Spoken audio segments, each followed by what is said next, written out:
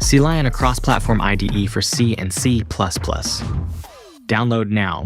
Welcome everyone, I'm Greg. We're going to talk about race conditions. Because this is a shortened one, actually, it's going to be more about debugging than testing and preventing, but a little bit on that as well. Okay, there we go.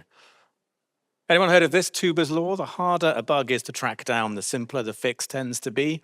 I quite like this one. It sort of makes sense, actually, because these tend to be things that are very nearly right, and they're hard to track down. And I think most races fit well into this. Usually, not always, but usually the solution's pretty straightforward, and the challenge with races is to find them, to identify them. I think in general, what makes bugs hard to find, I think there's two kind of axes here, two things that dictate how difficult a bug is to track down. One is the time between the bug itself, like that bad line of code executing, and the failure. Okay, longer it is, the harder it is to track down. This is why assertions are very useful, by the way, because they really narrow that window. And the other sort of vector here is how deterministic are they? And life gets really fun when you're in the top right-hand corner here of these sort of non-deterministic things that fail 1 in 1,000, or maybe every time you run it, it does something slightly different. And there's a long time between the bad line of code and you noticing. And race conditions always tend to live up here, right? They, by definition, they're non-deterministic, and they tend to be these kind of silent killers.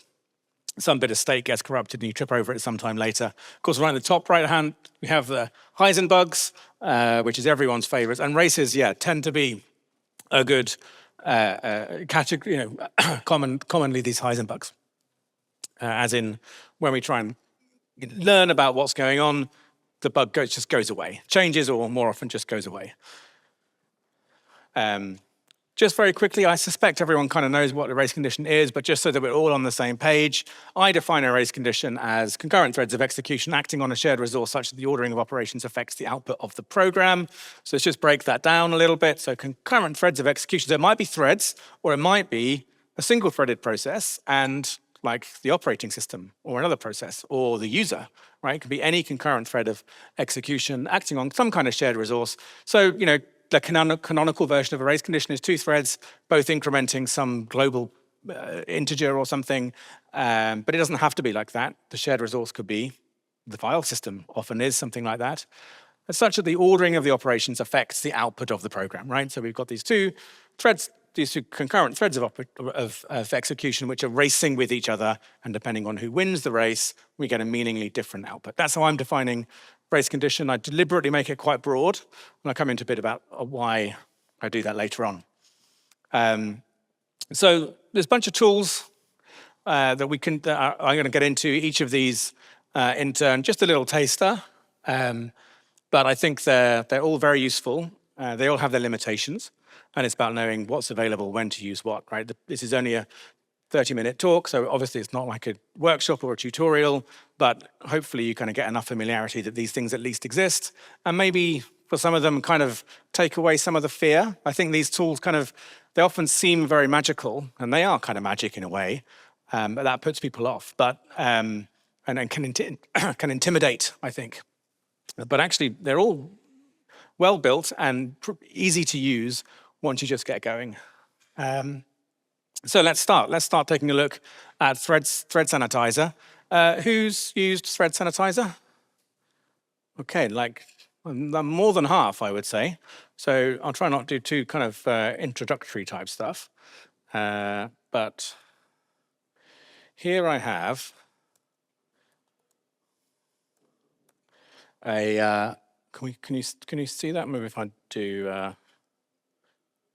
That'd be better, right? So here I have really like simple race condition. These are these JThread things in C++20, so they'll join automatically on the end of the scope, and we just create 2 threads, and they're racing with each other, assigning to this variable. So if I compile, so I have to say std equals C++20, and so when I run this. It doesn't print anything, but it will return, well, look, it failed first time. It usually doesn't. It usually returns 0, but we can see occasionally it returns 1. And obviously, like, we don't have, you don't have to be a genius to work out why this is. If the, depending on which thread loses the race, writes to ret last, that's the value that you'll get. And usually, the first thread we create wins the race and writes 1, and then that gets stomped by 0 in the second thread, and that's why it returns, usually returns 0, but it's all dependent on the timing. So to run this with Thread Sanitizer, it's basically a compiler feature, so I'm just going to repeat that. But fsanitize, this is exactly the same in Clang. And now when I run it, well, okay, I said they're really easy to use. Sometimes they have quirks. If this happens to you, don't panic. Just copy, paste that error message into Google and or your favorite search engine, and it will very quickly tell you, yeah, that's because of relatively modern OSs tend to have lots of random bits in their address-based layout randomization. So you can do that. Now I can run it, and it gives me some useful output. By the way, if you don't have root access, which often we don't, but you can also just disable address space layout randomization, and you can do that running setarch. I forget the exact command now, but you could just turn off ASLR completely for that process. So yeah, so what did it tell us? Well, it gave us some very useful output. It said that it's found a data race.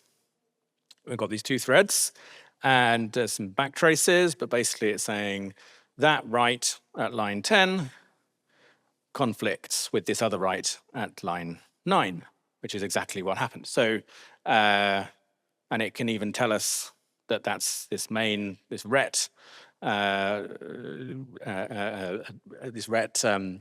a variable inside the function main. That's the problem. So very handy. It runs pretty fast. I mean, it will slow down. You'll get some slowdown. It does use quite a lot of memory, especially virtual memory. But because it's a compiler feature, the overheads, you'll run like on a good day half speed. Yeah, that's just the simplest version of how to use it. What it's doing is looking for, so it's built on sanitizers, obviously. So the kind of original sanitizer was with the address sanitizer, and what that will do is track all your program's accesses to memory and sort of make sure that they're all legit. And by legit here, what we mean is there's no memory that is written while multiple threads are accessing it. So you can have lots of reads all accessing it without any locks, that's fine. But if you've got some reads and at least one write without a common set of locks being held, then it interprets that as a data race. It is, of course, undefined behavior, although usually it will do something vaguely sensible, like we saw in my silly little demo there. So that's kind of it at its simplest. There's a lot more to it. And you can control it with these options, which you just set with an environment variable. So you just set tsan options as an environment variable, and you can control various things. And there's lots of different options. I'm not going to go through all of them, but you can what you detect, what you report, what it's looking for, how you configure it for kind of performance reasons, etc. One of the ones I like is report signal unsafe. So, because I see this mistake quite a lot, so people like their signal handlers, and they put a function call that is not async signal safe in the signal handler, and you get away with it nearly always, but very occasionally you won't. Mainly it's because libc takes locks, and we're going to look at that in more detail later on. I can also control, that's when I run the program. I can configure it when I compile the program as well. So we've got this conditional compilation. So this code here at the top is only going to be built if we're running under Thread Sanitizer. You can turn the sanitizer or indeed all of the instrumentation off in certain functions and things if you kind of know what you're doing and you don't want to pay the cost in those places. So it's like most of these things, very, very simple to get started, and then it's kind of fractal. There's more and more detail. The algorithm that I gave you about detecting at least one write with multiple reads, it's actually a bit more complicated than that, and it does some stuff to try and avoid false positives. But if you think of it like that, that's kind of good enough for address sanitizer. Good. So yeah, So just like, I mean, Thread Sanitizer and the sanitizers and Valgrind, they're kind of these parallel things, right? So who's used Valgrind at all? And who's used and that's nearly everyone. And who's used Helgrind? Far fewer. Yeah, that's well, that's quite an extreme one, actually. So we had like 90+% of people have used Valgrind and only a handful of hands have used Helgrind or Helgrind or however you're supposed to pronounce it. It kind of works like you'd imagine. So the default if you just run Valgrind, so if I'm going to recompile this, but without the sanitizer stuff. And so if you just run it like regularly inside Valgrind, can you see that? It's all right at the back? Can you see the bottom lines of text? Yeah, good. Okay, great. That's going to run with the default Valgrind tool, which is memcheck. But just like the sanitizers have all these sort of things built on top of the core framework, so does Valgrind. So that, just running like that, is equivalent to saying that. But we are interested in Helgrind here. There is another one. There's a tool called DRD, Data Race Detector, which is kind of the same, but just, same but different. But yeah, let's run that. And we'll see very similar, maybe not quite as readable. There's no colors, but it's basically the same thing, right? It's saying, well, we get these thread creation announcements. They're a bit annoying. And then here we are, very, very similar. Here's a write of 4 bytes here and a write of 4 bytes at line 9, and they're conflicting with each other, and here are the backtraces. Obviously, the big difference between Valgrind tools and sanitizers is that they work on unmodified binaries, okay? So I don't have to recompile, which is a big win. I don't always have the option to recompile. I might not control the build if I work at a large company, or I might be trying to diagnose something in someone else's code, and I don't have the option to recompile. I don't even have the source code. The disadvantage is it runs much more slowly. 100, 200x slowdown, that kind of thing is common. So, pros and cons. They do cover slightly different things as well. They're not like totally, they're just sort of these mostly overlapping sets of things that they'll find.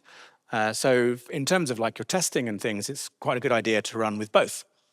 Because in fact, I did hear the Valgrind, I think this is the memcheck version of Valgrind, but the rather brilliant and terrifying XZ security vulnerability from a year or two ago. And that was discovered because somebody at Microsoft did an SSH and noticed that it took half a second to log in and looked into. Well, that was almost detected by Red Hat before it got out because some Valgrind checks failed. And because they'd kind of infiltrated the XZ community, somebody fixed the failure, made the Valgrind fail go away, and as a result, it went out and didn't get noticed until sometime later. So Valgrind could find that, nothing else found that. So there's value in terms of the prevention side, detecting early. There's value by just running the different tools because they will cover slightly different things that just cause your program to run in a slightly different way.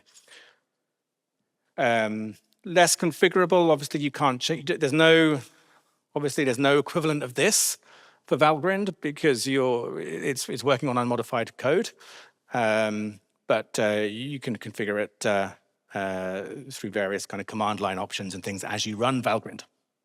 You can combine these things as well. Of course, you can run GDB when you get a failure. So if I go back to the TSAN options, what does it do on a failure? So halt on error allows you to I think that will generate a core file that you can then load into GDB, but you can also, there's another option somewhere to like make it just sort of hang on an error so that you can attach GDB.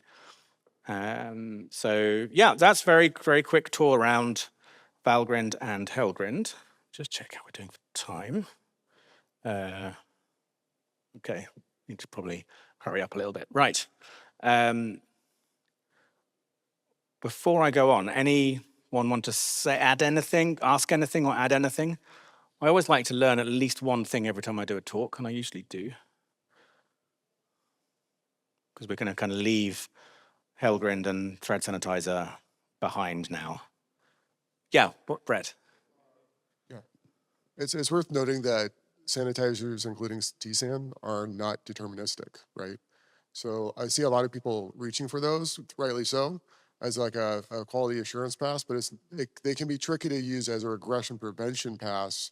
'Cause Yeah. you might get it all good on one pass, whereas in the next pass you might get it all, you might not get that. Yes. So be careful about applying it to your main branch. Be prepared at least for those outcomes. Yeah, absolutely. So just to recap, so you're saying that you get false positives and false negatives with these things. Is that Well, the actually, point? sanitizers tend not to give false bugs. Yeah. They're actually very high quality bugs in my experience when you do get one. But you have to be careful about applying them because you might get you might not find a bug Yeah. because it didn't happen to hit that data race or Right. something like that. Right. Exactly. So but yeah, sanitizers and Valgrind rely on like catching your program in the act. Right. So one of the things I'm not talking about today is static analysis. This is all sort of dynamic. Right. So they're better. They're better at bug hunting than bug preventing per se, if that makes any sense. Yeah. So yeah, I would actually say that I think they're also very good at prevention because if you had, I would totally recommend that you have these in your test suites as normal because it's quite easy to accidentally put something in that trips over them. So I think both. That's true. I guess another way to put it is it's kind of like if you go to the doctor, they'll say, I have no evidence of this disease. They won't say you don't have the disease. Right. They just say, I didn't get that test result back. So Yeah, it's yeah. like that. They pair really well with fuzzers, though. So Yeah.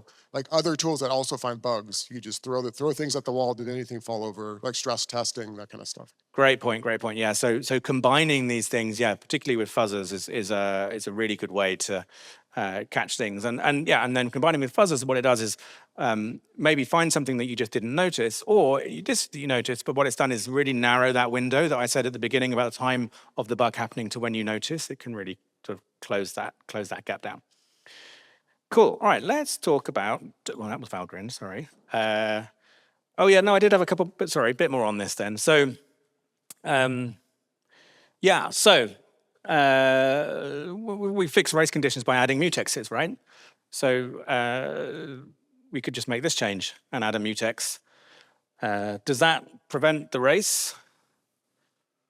No, absolutely not, because the assignment to ret here is like atomic anyway. So I've just made something that was already atomic be atomic, but it totally fools both Helgrind and Thread Sanitizer. They will say that's fine. I think probably because like technically it's defined, but it's still a race, right? The result of my program still depends on like who wins the race and how lucky I get. So yeah, I think in general I'd say like, yeah, the thing I see a lot is that people just always think of data races. If you Google race condition, or you kind of in your CS 101, or I guess maybe it's 201 or whatever, but when the canonical example of a race condition is always two threads incrementing the same variable without any prediction, and that's just one type of race. That's an example of a data race, but I think that's like. I don't know why we seem to focus on that. That's what all the tooling seems to address. That's what all the tutorials talk about. And I reckon that's like 10% of race conditions. Most of all is more like what I was saying at the beginning, where you're racing with some other thing.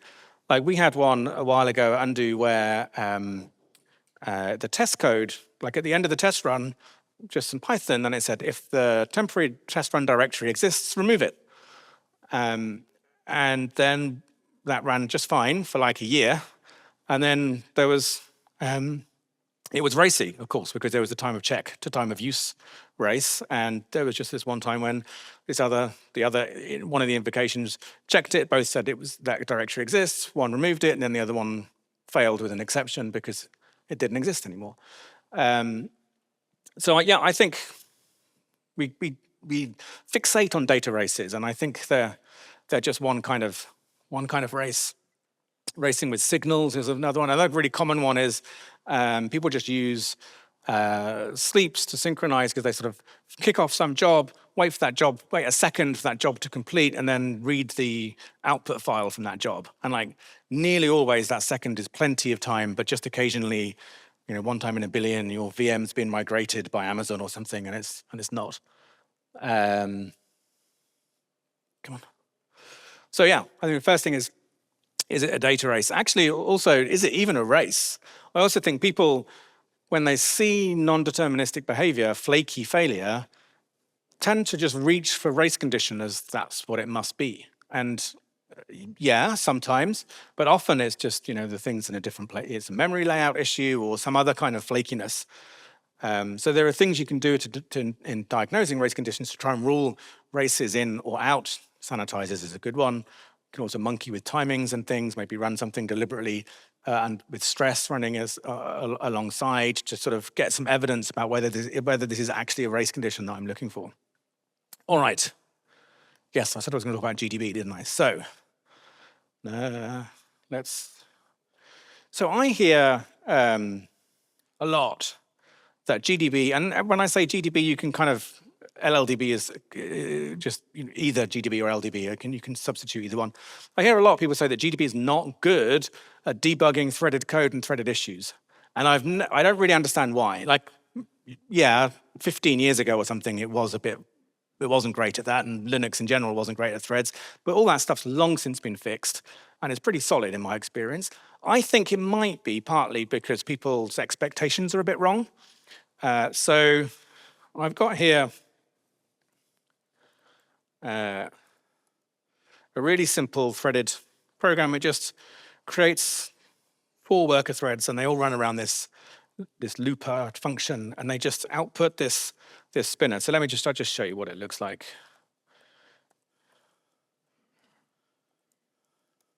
Okay, so I've got 4 worker threads. If you can see that right in the bottom left, I don't know if that's visible, but it's like, it probably isn't visible, is it? Let me just monkey about with this. Come on.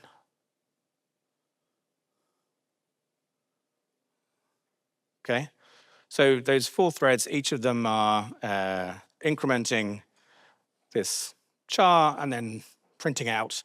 So they're just looping around doing this good stuff. So let's run that inside GDB.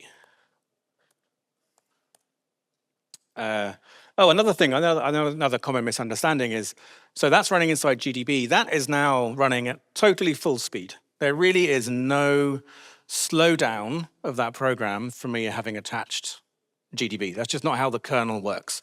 If there are signals flying around, or things like dynamic shared libraries being loaded, then your program will run more slowly when it's running under the control of the debugger. But in the absence of signals and the absence of any shared library loading, it's just going to run completely unhindered. So yeah, okay, cool. So let's, I need a little bit more screen real estate, I think, for this. So, okay. So yeah, so GDB tells me all my threads. I've got my 1 main thread and the 4 worker threads, all good. When I select a thread, which I'm going to do like this, let's select thread 4. I think what people don't necessarily expect is when I do a next well, there's no source code here because it's deep inside the C library, but I can do so I've got its backtrace. I can do a finish out of there, and it's going to stay in the context of that thread 4. That's the selected thread. And when I do next, finish, all those kind of operations are going to stay within that thread, unless some other thread receives a signal which includes it hitting a breakpoint. Then GDB will switch to that thread. So if another thread hits one of your breakpoints, then you'll switch. But if nothing hits a breakpoint in the meantime, we're just going to stay within the context of that thread 4. And I can keep going out until, let's finish out until we get to, there we go. And what's happened, let's display the spinners thing. And let's do, so this is, which thread did I select? I can't even remember, thread 4. So when I do next, so here's my spinners, this thread 4. So the other, watch, doing next again. So all of these move a lot. So R has moved to M, W has changed to N, F has changed to H. M, which is the thread that I've selected, hasn't moved. So all the other threads did loads of work, because what GDB is doing is when I type next, it starts all of the threads, And then it stops all of the threads when the next completes in the selected thread. So the selected thread actually makes a lot less progress than the others, and this can be a bit confusing. And I can just keep on, so if I go next now, that's going to increment this m here underneath my cursor to n. And in fact, so this can be confusing because I'm just trying to next, I'm staying in this thread and lots of other things are happening. So you can set scheduler locking on, and that gives behavior that might initially seem a little bit more intuitive. Now, when I do next, oh, didn't want that. So this is why this is not the default, because what's happened is, let me win height, come on, let me get a little bit more, what's like 17 or something. Yeah, right. So what's happened is, this is my selected thread. Look, it's in a futex wait. It's blocked on this lock in libc. And this other thread like has the lock, and I'm not running any other threads. So hence we deadlock. So if I select now thread 2, and let's a little bit less. And now let's finish back into my own code. And now it's all good. So now only that thread 2, which is the first worker thread, is moving, right? In fact, I can even continue it, and just that first thread is moving. So some GDB front end, namely I think CLion, sets schedule locking on by default, which I think is probably a bad idea, because I think it's just too vulnerable to these deadlocks, and it's just going to confuse people. But that's why it's, and I think once you understand what GDB is doing with the threads, it kind of all makes a bit more sense. LLDB is kind of the same, although it's a bit more explicit actually. So you can tell LLDB which threads to step or to run just as you issue the command. So it makes you maybe think about it a bit more, which possibly is a better interface. But yeah, I think that's why one of the reasons why people say GDB is no good. Let me do one more demo because we are fast running out of time. So this is we talked about this one with the mutex does not fix any bugs, right? So if I do that with fsanitize equals thread, and that's simple race locked, and I run it inside sanitizer, yeah, it's happy, right? When clearly there's something that I didn't expect going on. So I can run that using time travel, which is the last thing I wanted to talk about.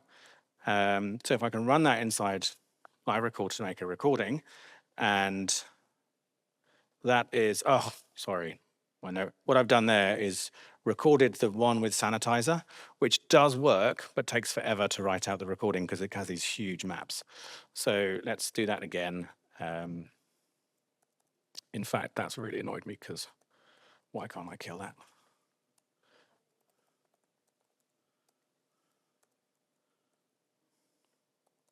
Oh, because it's already died. Right, come on. Because I've got some stuff in my environment that I need here.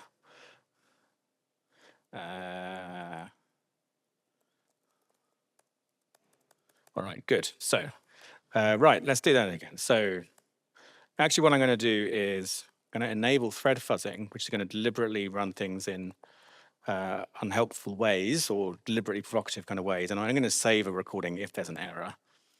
And mostly that's going to work. But if I do that in a loop, while do echo, this will fail. It will fail.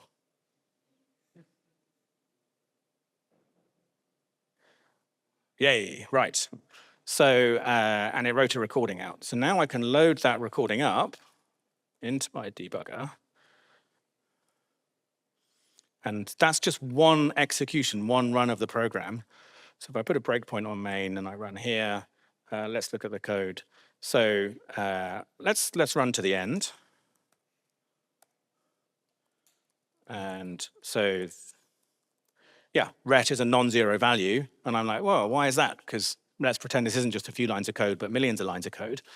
I can, let's put a watch point on that. And then I'm going to reverse continue back through history to see what happened to that ret value in each thread. So I'm going to go back in time now, and I can see the later thing to happen, or the earlier thing as I go backwards, is the first thread writes the value 0 in, and then I reverse continue once more, and now this other thread writes the value. So I can see what's happening. I'm going backwards here, but I could run that forwards, and I can see what's happening. So it's when it's not a simple, particularly not a simple data race, or not something that sanitizers can find, then time travel gives you that insight into exactly what's happened. And the nice thing is you can take a single execution and kind of poke around at that to your heart's content. I've run over my slot by 1 minute, so I think it's going to be too rude to take questions from anybody else, but I will happily talk to you at the undo booth outside there or around here later on. But thank you very much.